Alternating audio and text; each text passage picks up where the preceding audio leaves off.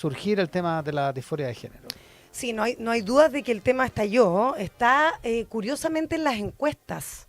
Este era un tema del cual no se hablaba. Aparece en la Academia del 22 de junio la pregunta sobre si hay que darle o no bloqueadores de la pubertad a los niños. Está en el sondeo de la UDP, en las conversaciones de WhatsApp entre padres confundidos, en las directrices del Ministerio de Salud, en los pasillos del Congreso. Y ahora también en un texto que, como les adelantaba antes, no viene a zanjar el debate, sino que de alguna manera a prenderle fuego, a que conversemos del tema.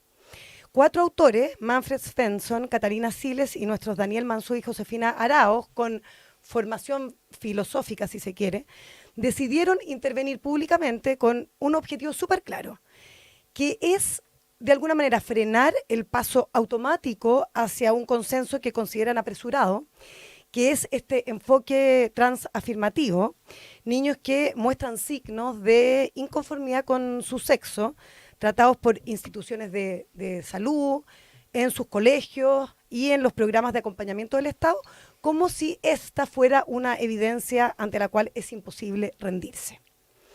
Entonces critican esa postura desde la incomodidad y también desde el escepticismo frente a lo que definen como una política pública sin evidencia suficiente y con consecuencias que nadie parece estar dispuestos a medir.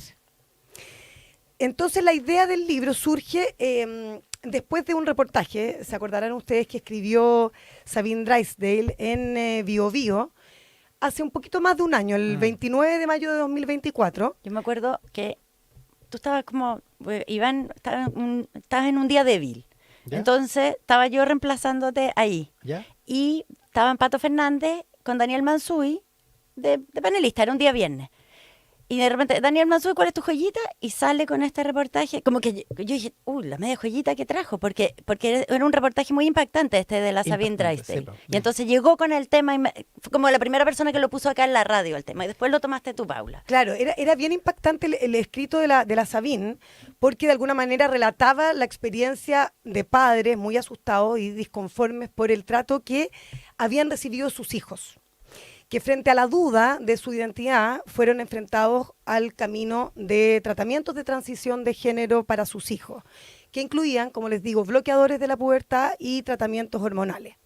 Un texto que generó una reacción en cadena, porque claro, lo empezamos a llevar también nosotros lo trajimos aquí en el Rat Pack en página 13, ¿verdad? Y eso provocó también una reacción en cadena. El Ministerio de Salud suspendió el año pasado este tipo de tratamientos en pacientes nuevos. Y varias clínicas, incluyendo la clínica alemana y la Universidad Católica, también decidieron ponerle freno a estos tratamientos en pacientes nuevos, al mismo tiempo que el Congreso armaba una comisión investigadora que propuso finalmente congelar el uso de bloqueadores hormonales. Bueno, el MinSal, por su parte, durante todos estos meses, casi un año, ha convocado a un comité de expertos para tratar el tema en profundidad, con un problema nada menor, fíjense, porque nunca se conocieron las conclusiones. No sabemos. ¿Cómo? No sabemos qué arrojó ese informe de este número importante de expertos que se sentaron en la mesa a analizar cómo se estaba tratando el tema en Chile. Hasta ahora he pedido en repetidas ocasiones poder tener acceso a ese contenido y ¿Y qué dicen los expertos de que no se haya hecho público el informe? no hablan los expertos. Tampoco, ya. Es súper llamativo. Por ejemplo, yo he tratado de contactar a la doctora Ugarte, que trabaja en Cristo UC, que al parecer era la que en esta mesa era la más opuesta a cómo se estaba tratando el tema, o sea, rechazaba este trato afirmativo, pero tampoco ella ha querido dar su versión. Hasta ahora, como les digo, no tenemos ese informe.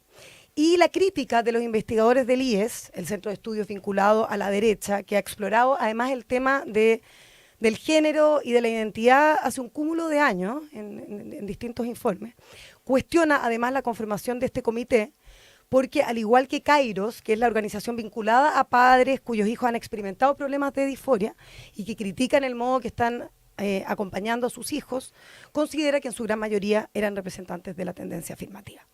Ahora, lo más tenso... Después de un alcance, cuando la Paula habla de tendencia afirmativa, viene acá como explicado en el libro, hace referencia, dicen, a lo que consideramos como la aproximación predominante en la última década, en cuyo centro está la despatologización de la transexualidad y la afirmación de la identidad interiormente descubierta. Ese es como el enfoque afirmativo. Y que a partir... O sea, que en el fondo que no es una enfermedad. que no es una enfermedad y que se afirma la identidad como que la persona descubre, como define internamente cuál es su identidad. Pues ya. Claro, y que eso ha abierto un montón de debates que lo profundizó Daniel Mansuy y también Catalina Siles, que habla también de qué es ser mujer, que tiene todo un debate también con lo que es el feminismo y la lucha por los derechos de la mujer. Claro, y, y la pregunta de fondo es si basta, que es lo contrario a lo que leía la coneja, si basta para ser hombre o ser mujer la percepción propia. Claro. La autodeterminación, Exactamente. básicamente. La voluntad propia. Claro. Ese es como el meollo de la Del discusión. asunto. Ahora, lo más tenso y tal vez lo más problemático es que el gobierno ha dicho una cosa, pero en la práctica ha hecho algo muy distinto.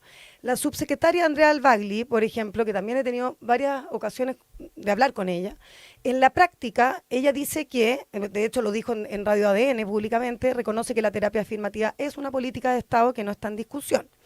Pero desde el ministerio a mí me niegan que se realicen tratamientos hormonales en menores y que el programa de salud sea afirmativo. El punto, afirmativo en el sentido de que en el fondo se reconoce si un niño tiene duda de seguir ese camino inmediatamente.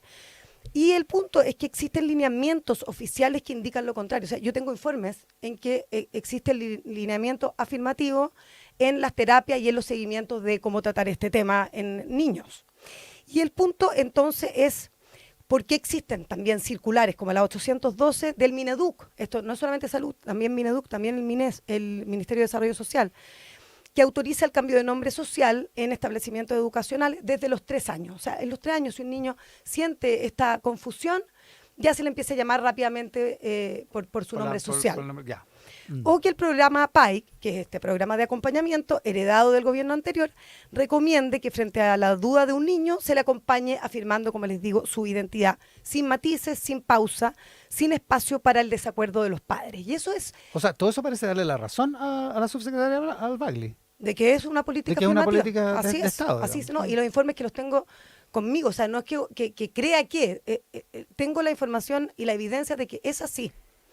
Claro, Entonces, hay ahí una discusión, que es la que plantea de alguna manera el libro, que es cuando que yo creo que es bien difícil establecer el límite, cuando el acompañamiento se convierte en activismo, o cuando el acompañamiento, todo esto, porque son procesos difíciles. Y entonces, cuando acompañar se convierte en que tú estás promoviendo cierta toma de decisiones por parte de la familia o los padres. claro, en medio de todo eso y de todas esas preguntas se instala este libro, ¿verdad? Que por su domicilio político va a ser controvertido sí o sí, porque además no contempla la visión contraria a la que ellos presentan, que son las terapias con bloqueadores, que para algunos papás son esenciales para impedir que niños con disforia, apoyados por ellos, no tengan un desarrollo asociado al, entre comillas, género equivocado, según me comentan padres y madres que vivieron, de hecho, ya la transición de sus hijos. Ahora, los 4 personeros del IE escriben desde distintos puntos de vista.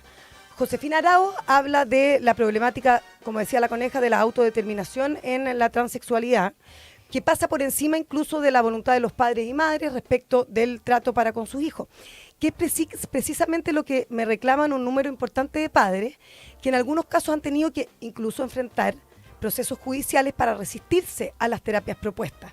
Y el problema de Chile es que además los datos no se entregan, entonces no hay un contrafactual de decir, ok, en Chile hay tantos procesos judiciales porque los padres no quieren que se siga ese camino. Entonces es súper compleja la discusión cuando además no están los datos sobre la mesa.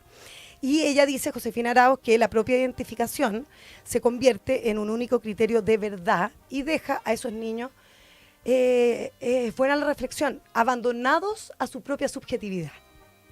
O sea, a lo que ellos sienten en ese momento. En tanto, Catalina... Cuando son niños, digamos. Exacto.